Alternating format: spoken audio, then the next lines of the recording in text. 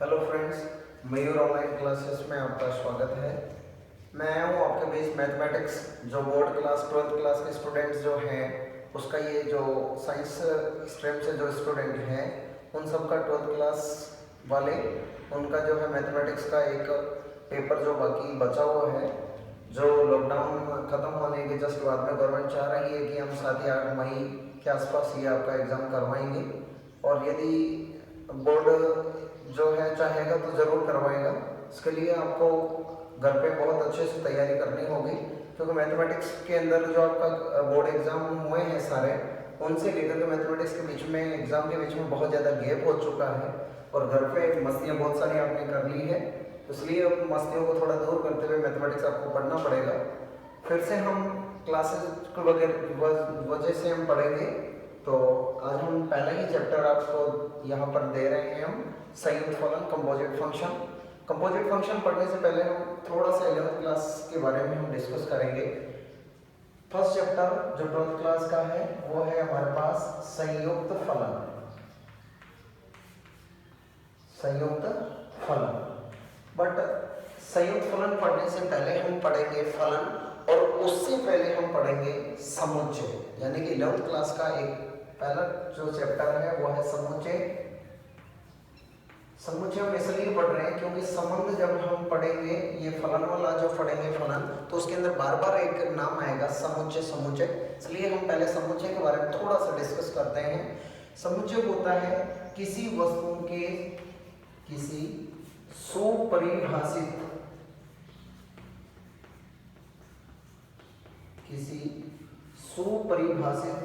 वस्तुओं के समूह को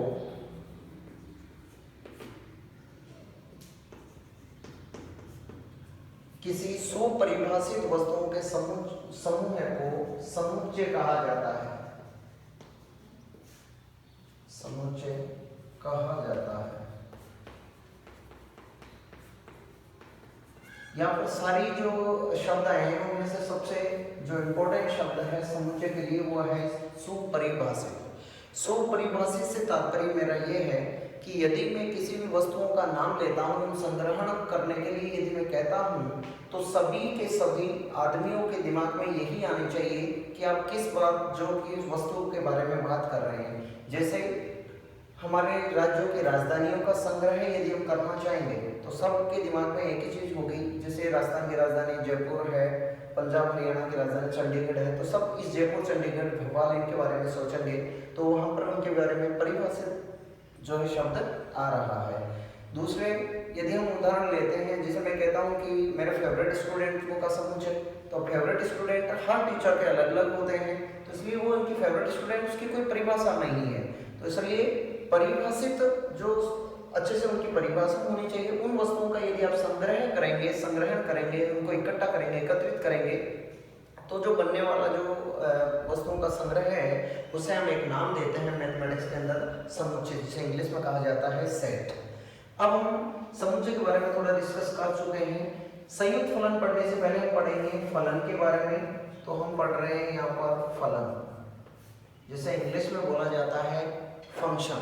अब फलन क्या होता है? फलन दो अरिक्त समुच्चय के बारे में डिस्कस किया जाता है। अरिक्त समुच्चय जिसके अंदर विभिन्न प्रकार की वस्तुओं का संग्रहण किया गया होता है। तो फलन के बारे में हम डेफिनेशन जानने से पहले बिल्कुल एकदम देसी भाषा में हम फलन को समझते हैं। एक फलन f जो कि a समुच्चय से दूसरे समुच्चय b, दोनों समुच्चय अरिक्त होने चाहिए।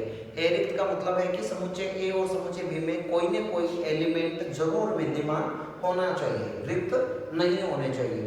तो एक फलन f a से b में डिफाइन कहलाता है। किस प्रकार इस फलन की डेफिनेशन होती है तो उसके बारे में हम जानते हैं। पहला मान लीजिए हमने समुच्चय ले लिया है a, क्योंकि फंक्शन f a से b में डिफाइन हो रहा है। तो पहला हमने एक सेट लिया है a, दूसरा हमने एक सेट लिया है वो है हमारा b। एक फलन f a से b में डिफाइन कहलाता है यदि समुच्चय a के एलिमेंट जो है प्रत्येक एलिमेंट, समुच्चय a का प्रत्येक एलिमेंट, ध्यान देंगे यहाँ पर समुच्चय ए का प्रत्येक एलिमेंट समुच्चय बी के किसी न किसी एलिमेंट से संबंध रखता हो, यानी रिलेशनशिप रखता हो। समुच्चय ए का एलिमेंट ए का संबंध सी से, समुच्चय बी जो एलिमेंट है समुच्चय ए का, उसका रिलेशन डी से होता है। बोले तो समुच्चय ए के दोनों एलिमेंटों का संबंध समुच्चय बी के किसी न किसी अलग अलग एलिमेंट से होता है, तो निश्चित रूप से फलन एफ ए से बी में डिफाइन कहलाता है। दूसरा, एक फलन मान लीजिए यहाँ पर दूसरे तरीके से इसको डिफाइन करते हैं। यहाँ पर दो मैंने और अलग अलग अरिक्त समुच्चय लिए हैं। यहाँ पर मान लीजिए समुच्चय x है, यहाँ पर हमारा समुच्चय y है, और एक फलन x से y में परिभाषित कोई फलन g है। यहाँ पर मैंने लिया है, फिर से हम यहाँ पर मान लीजिए a1 b1 ले रहे हैं, यहाँ पर a2 b2 ले रहे हैं, यहाँ पर हमने मान लीजिए ले लिया एक और एलिमेंट लिया है c2। यदि a1 का संबंध a2 से होता हो, b1 का संबंध b2 से होता हो, तब भी फलन डिफाइन होगा। यानी कि समुच्चय x के प्रत्येक एलिमेंट का संबंध समुच्चय y के किसी न किसी एक एलिमेंट से होना चाहिए, तब भी फलन परिभाषित होता है। दूसरा टाइप हो गया। तीसरा टाइप यदि हम और लेते हैं, मान लीजिए दो और अरिक्त समुच्चय लिए। पहला अरिक्त समुच्चय है मान लीजिए p, दूसरा अरिक्त समुच्चय है मान लीजिए q, और p से q में डिफाइन मान लीजिए कोई एक फंक्शन है जिसे हमने h द्वारा डिनोट किया है। इसके अंदर मान लीजिए हमने ले लिया है x, y और z। यहाँ पर ले लिया है हमने p, q और r। हमारे पास समुच्चय p का एलिमेंट x जिसका संबंध p से है, समुच्चय p का एलिमेंट y जिसका संबंध p से है, और z का संबंध मान लीजिए q से है। इसके दो एलिमेंटों का संबंध इसके एक एलिमेंट से है, तो भी ये फलन h परिभाषित कहलाता है।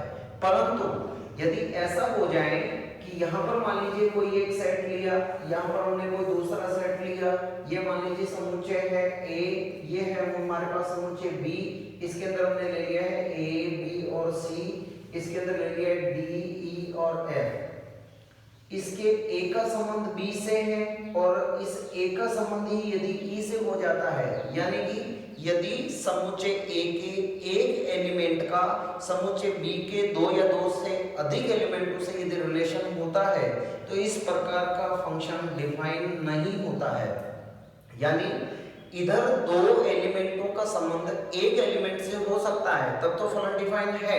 परंतु यदि इधर समुच्चय a से b में परिभाषित कोई फलन है, और a जो समुच्चय उसका एलिमेंट एक का इनके बीच जो समुच्चय के दो एलिमेंटों से यदि रिलेशन होता है, तो निश्चित रूप से ये फलन डिफाइन नहीं होता है।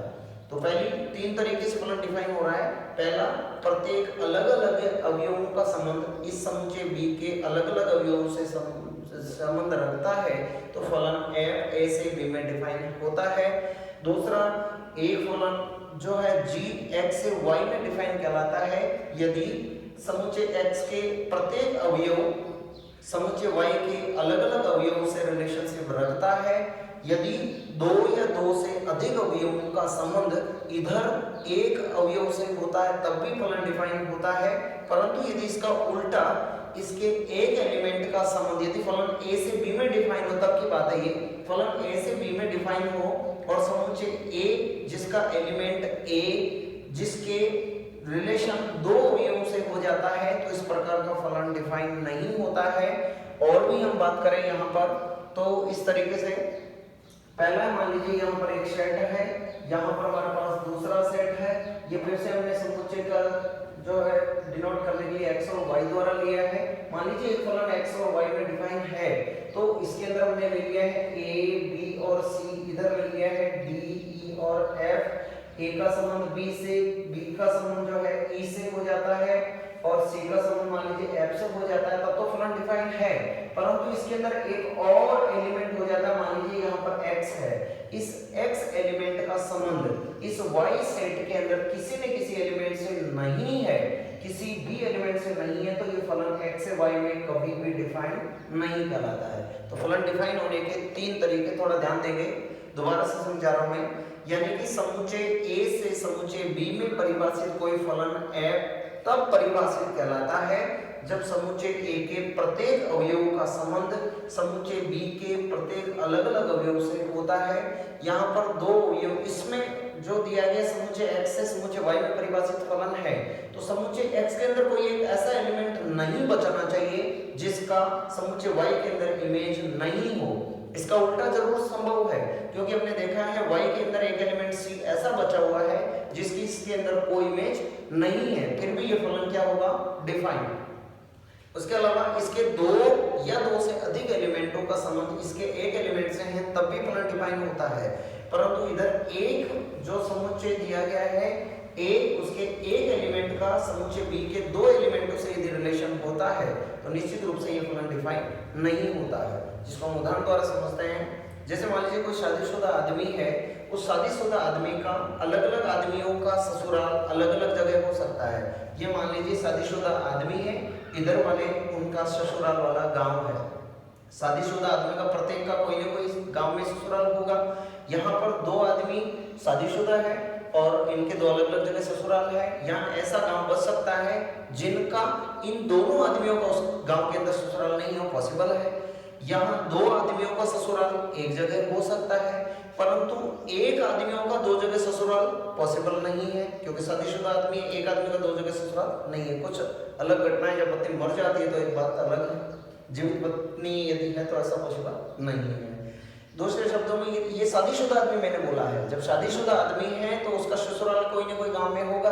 तो यहाँ पर x का एलिमेंट जो है उसका रिलेशन यहाँ पर नहीं हो रहा है, तो इसका मतलब ये फलन को डिफाइन नहीं कर रहा है। क्यों? क्योंकि ये शादीशुदा आदमी था और फिर भी इसका जो है ससुराल नहीं है, तो निश्चित रूप से ये फलन की डिफाइन नहीं होगी। तो फलन डिफाइन जो है उसको ध्यान में रखने के लिए, डेफिनेशन को ध्यान में रखने के लिए आपको याद रखना है शादीशुदा आदमी, और यहाँ पर आपको ध्यान में रखना है उनका ससुराल।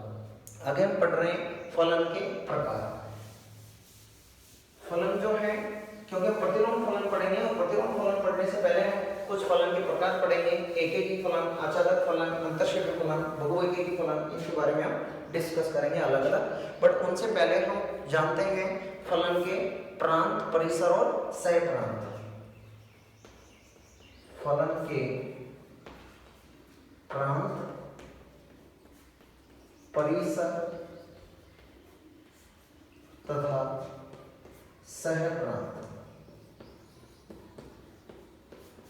फलन के प्रांत, परिसर तथा सहप्रांत। एक ही उदाहरण द्वारा मैं इनको समझ लेंगे। जैसे कोई फलन मान लीजिए दो अरिक्त समुच्चय लिए हैं मैंने, उनमें मान लीजिए पहला समुच्चय है A, दूसरा समुच्चय है B, एक फंक्शन f, क्योंकि फलन के प्रांत, परिसर और सहप्रांत है तो फलन की परिभाषा क्या हो जाएगी, एक फलन f जो A से B में डिफाइन होगा। यहाँ पर मान लीजिए हमारे पास A, B, C, यहाँ पर है D, E, F और मान लीजिए यहाँ पर आ रहा है हमारे पास एलिमेंट G। अब हम पहले बात करते हैं फलन के डोमेन की, यानी कि प्रांत की। डोमेन, रेंज और कोडोमेन इसे कहा जाता है। तो पहले हम डोमेन के बारे में बात कर रहे हैं। फलन f जो a से b में डिफाइन यदि होता है तो समुच्चय a के सभी अवयव जो हैं उनका समुच्चय, यानी कि समुच्चय a कह सकते हैं आप। समुच्चय a को जो कहा जाता है ये कहलाता है इसका डोमेन, यानी कि प्रांत कहलाता है। और समुच्चय जो b है उसके सभी जो एलिमेंट आ रहे हैं यहाँ पर d, e, f और g, इन सभी एलिमेंटों को कहा जाता है सहप्रांत। और जो दिया गया समुच्चय B है उनके केवल वह समुच्चय जिनका कोई इमेज इसके अंदर विद्यमान है, उनका जो समुच्चय होता है उन्हें कहा जाता है रेंज, यानी कि परिसर। A का संबंध D से है, B का संबंध E से है, C का संबंध मान लीजिए F से है। तो यहाँ पर D, E, F जो एलिमेंटों से समुच्चय बनेगा उसे हम कहेंगे परिसर, और ये जो पूरे एलिमेंट कहला रहे हैं वो कहला रहे हैं सहप्रांत। और यहाँ पर हो जाएगा हम परिसर, जिसे इंग्लिश में बोला जाता है, इसे कहते हैं प्रांत, इसे कहते हैं सहप्रांत, इसे कहते हैं परिसर। इंग्लिश में बोलेंगे डोमेन, कोडोमेन और रेंज। तो इनके बारे में हमारे को थोड़ा सा डिस्कस करना था।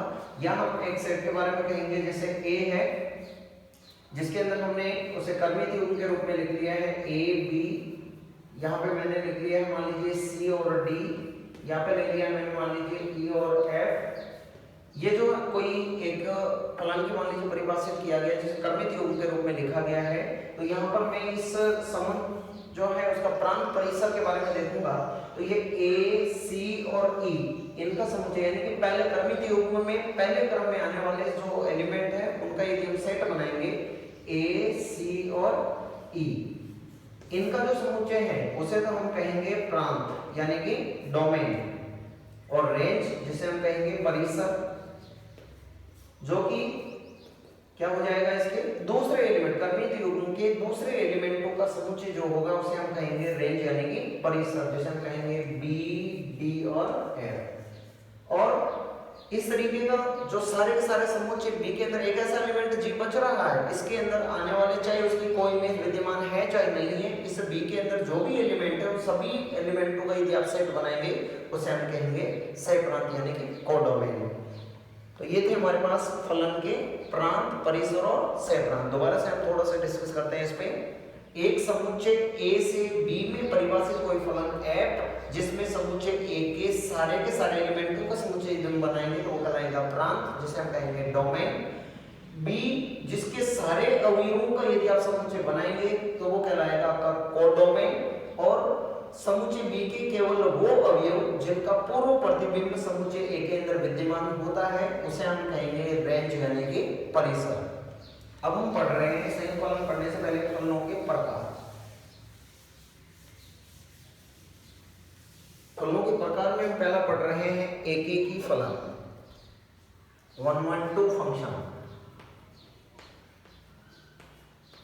एकेकी फलन 112 फंक्शन जैसे इंग्लिश में बोलेंगे। एकेकी फलन को हम उदाहरण द्वारा समझते हैं। जैसे मान लीजिए दो अरिक्त समुच्चय हमने लिए हैं, मान लीजिए यहाँ पर ए समुच्चय है, ये दूसरा समुच्चय बी है, और यहाँ पर कोई फलन ए से बी में डिफाइन एफ है। इसके अंदर हमने लिया है ए बी सी, इधर लिया हमने डी ई और एफ। यहाँ पर ए का संबंध बी से है, बी का संबंध ई से है और सी का संबंध एफ से है। दोबारा से, ए का संबंध डी से है, बी का संबंध ई से है, सी का संबंध एफ से है। नाम से पता चल रहा है देखो एकेकी फलन 112 फंक्शन, यानी कि इनके अलग अलग अवयवों का संबंध इसके समुच्चय बी के अलग अलग अवयवों से होता है। तो इस प्रकार के फंक्शन को कहा जाता है एकेकी फलन। और जो फलन एकेकी नहीं होता है वो इसका दूसरा टाइप हो जाएगा यानी कि बहु एकेकी। दूसरा टाइप क्या हो जाएगा? बहु एकेकी। नाम से पता चल रहा है एकेकी और बहु एकेकी। एकेकी का मतलब इनके अलग अलग एक एक का संबंध इसके अलग एक एक से हो रहा है तो वो एकेकी संबंध हो जाएगा। और यहाँ बहु एकेकी यानी बहुत का संबंध एक से होता है, एक का संबंध एक से हो रहा है एकेकी फलन। बहुतों का संबंध, बहुत मतलब दो या दो से अधिक अवयवों का संबंध इसके एक अवयव से होता है तो उसे हम कह देंगे बहु एकेकी, जिसे मैनी वन फंक्शन कहा जाता है। उदाहरण के लिए पहला जो है सेट लिया है x, दूसरा हमने कोई सेट लिया है y जो कि फलन डिफाइन है। मान लीजिए ये फलन g द्वारा डिफाइन किया गया है। यहाँ पर हमारे पास ए मान हो जाते हैं a1 b1 c1, यहाँ पे हो जाएंगे a2 और b2। मान लीजिए दो इस समुच्चय y के अंदर दो एलिमेंट है, a1 का संबंध है a2 से, b1 का संबंध भी मान लीजिए हमारे पास है a2 से, और c1 का संबंध जो है हमारे पास वो आ रहा है b2 से। यानी कि इसके दो एलिमेंटों का संबंध इसके एक एलिमेंट से हो रहा है। इस प्रकार के फंक्शन को कहा जाता है बहु एकेकी फंक्शन। नाम से पता चल रहा है बहुतों का संबंध यदि एक से होता है उसे हम कहते हैं बहु एकेकी फलन। पहला जो टाइप था हमारे पास वो तो था एकेकी फलन, दूसरा जो टाइप था हमारे पास वो है बहु एकेकी फलन, और तीसरा जो टाइप हम पढ़ रहे हैं वो है आच्छादक इनटू फंक्शन जिसे कहते हैं आच्छादक फलन। देखिए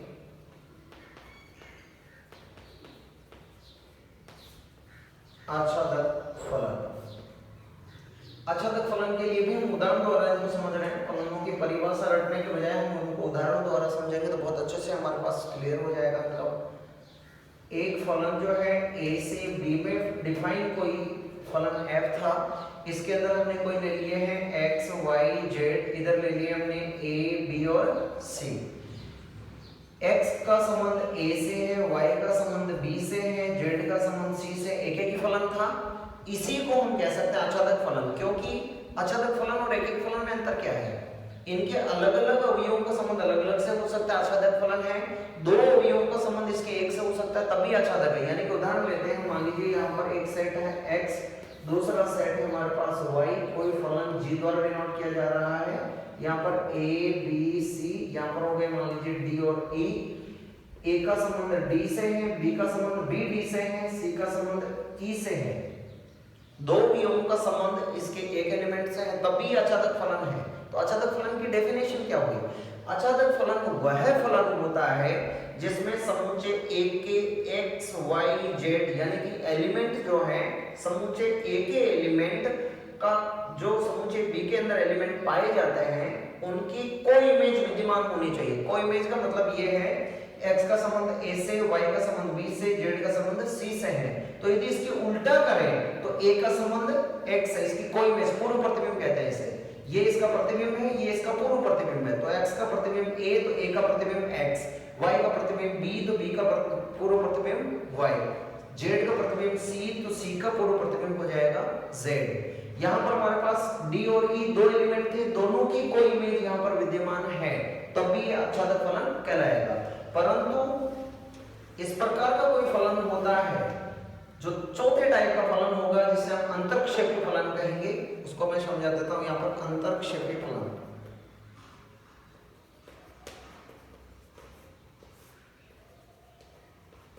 अंतरक्षेपी फलन जिसके अंदर मान लीजिए फलन a से b में डिफाइन कोई फलन h है, इसके अंदर x y z, इसके अंदर है a b c और d।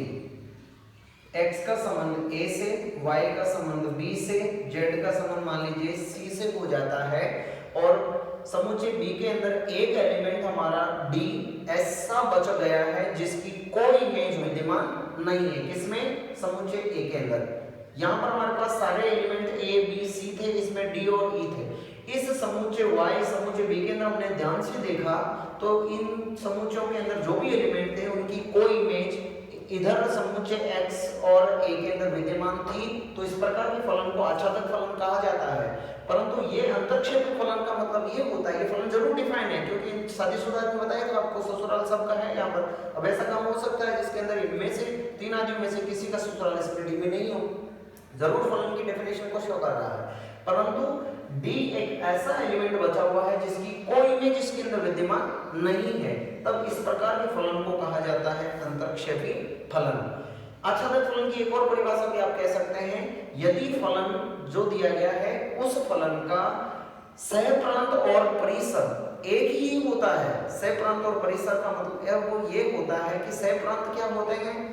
सहप्रांत उन अवयवों का समुच्चय होता है जो समुच्चय B के अंदर होते हैं, और हम परिसर के बारे में हम कहेंगे तो परिसर के अंदर उन एलिमेंटों का समूह जिसका पूर्व प्रतिबिंब विद्यमान होता हो, उन जो दिए गए समुच्चय जिनसे बने हैं वो समुच्चय जिन एलिमेंटों से बना है उसे हम कहेंगे परिसर।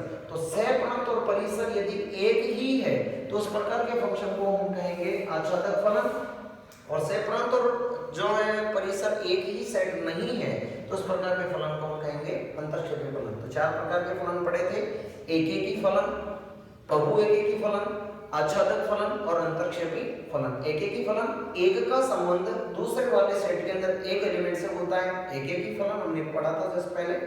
बहु एकेकी फलन दो या दो से अधिक, बोले तो बहुतों का संबंध उधर एक एलिमेंट से होता है, उसे हम बहु एकेकी फलन कहेंगे।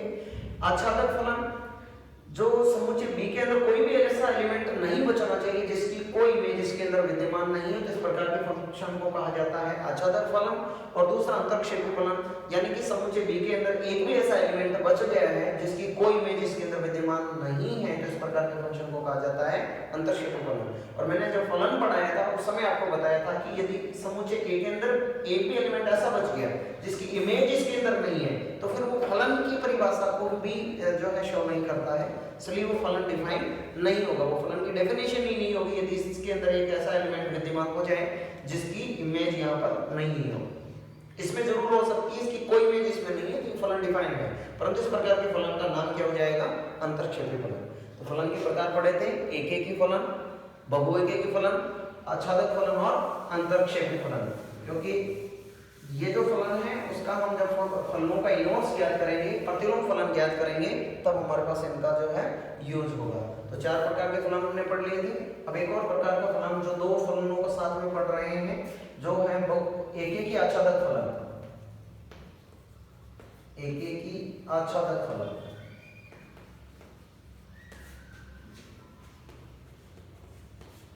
एकेकी आच्छादक दो नाम एक साथ हो रहे हैं।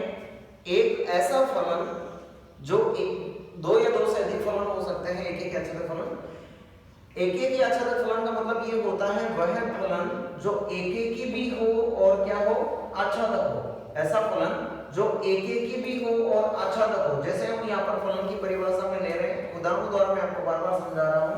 यहाँ पर दो समुच्चय लिए x और y, फलन x से y में परिभाषित कोई फलन f है, यहाँ पर a b c, यहाँ पर d e और f। a का संबंध d से, b का संबंध e से, c का संबंध f से।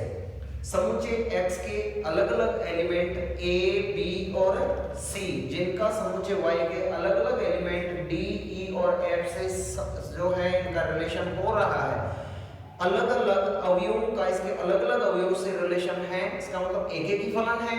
और इसके अंदर कोई ऐसा एलिमेंट नहीं बचा है जिसकी कोई इमेज इसके अंदर विद्यमान नहीं हो, तो वो फलन कहलाएगा आच्छादक फलन। तो इस प्रकार का फलन क्या हो गया है, अब एकेकी आच्छादक फलन। वह फलन जो एकेकी भी हो और आच्छादक भी हो, एकेकी आच्छादक फलन कहलाता है। अब आप बहुएकेकी आच्छादक फलन ले सकते हैं। बहुएकेकी आच्छादक का मतलब ये होता है, यहाँ पर मान लीजिए इस तरीके से मैं एक और उदाहरण द्वारा आपको समझाता हूँ। दूसरा है बहुएकेकी आच्छादक, नाम से पता चल गया होगा आपको, बहुएकेकी आच्छादक फलन। दूसरा है बहुएकेकी आच्छादक फलन, यानी एक फलन बहुएकेकी भी हो और साथ ही साथ आच्छादक भी हो। यानी कि समुच्चय A से समुच्चय B में परिभाषित कोई फलन G बहुएकेकी कहलाता है यदि इसके अंदर A, B, C, D और E, यहाँ पर A का संबंध D से, B का संबंध E से, B का संबंध भी D से, C का संबंध E से। बहुतों का संबंध यहाँ पर एक से हो रहा है, इसलिए कौन सा फलन हो गया, बहुएकेकी फलन। और इस समुच्चय B के अंदर कोई भी ऐसा एलिमेंट नहीं बचा है जिसकी कोई इमेज विद्यमान नहीं है, तो ये कौन सा हो गया, आच्छादक फलन। इस प्रकार के फलन का नाम हो जाएगा हमारे पास बहुएकेकी आच्छादक फलन। इसी प्रकार हम कहेंगे एकेकी अंतरक्षेपी फलन। एकेकी अंतरक्षेपी फलन,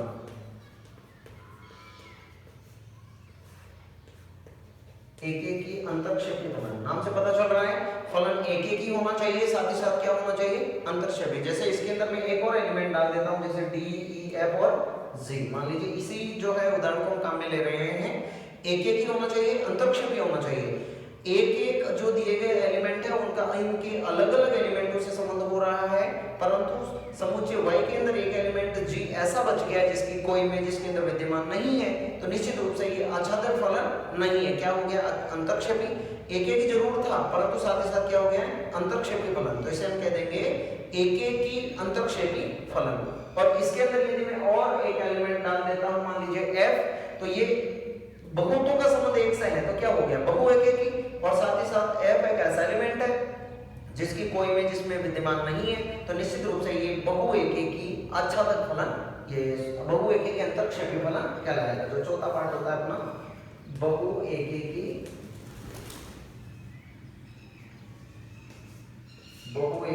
अंतरक्षेपी फलन।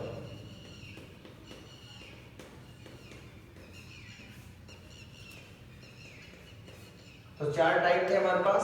पहला फलन था एकेकी आच्छादक फलन, बहुएकेकी आच्छादक फलन, एकेकी अंतरक्षेपी फलन, बहुएकेकी अंतरक्षेपी फलन।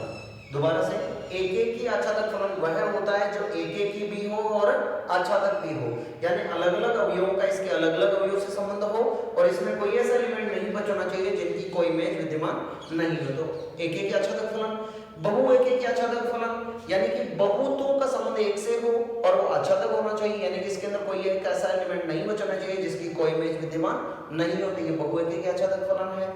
एक एक अंतरक्षेपी फलन यानी फलन इन जो x दिया गया सेट है उसके अलग अलग एलिमेंटों का इस सेट y के अंदर अलग अलग एलिमेंटों से रिलेशन हो, परंतु इस y के अंदर एक एलिमेंट ऐसा बच जाए जिसकी कोई इमेज विद्यमान नहीं हो इस x के अंदर, तो निश्चित रूप से एक एक अंतरक्षेपी फलन कहलाता है। बहुतों का संबंध एक से बहु एक एक हो गया, इसके अंदर एक ऐसा एलिमेंट बचा हुआ है जिसकी कोई इमेज विद्यमान नहीं है, तो ये बहु एक एक अंतरक्षेपी फलन हो गया है। तो इस प्रकार हमने जो फलन एक एक ही आच्छादक बहु एक एक ही अंतरक्षेपी, ये 4 प्रकार के फलन थे, उनको दो दो को ऐड करके हमने जो है फलनों को समझा है, जो उदाहरणों द्वारा हमने बिल्कुल क्लियर कर लिया है। अब हम पढ़ रहे हैं जो अपना चैप्टर का जो नाम था संयुक्त फलन कंपोजिट फंक्शन, जिसको हम आगे वाली जो क्लास है उसके अंदर कल देखेंगे। संयुक्त फलन जिसे कंपोजिट फंक्शन के बारे में कहा जाता है, 2 या 2 से अधिक जो है फलनों को ऐड करना, जो हम अगली क्लास में समझेंगे।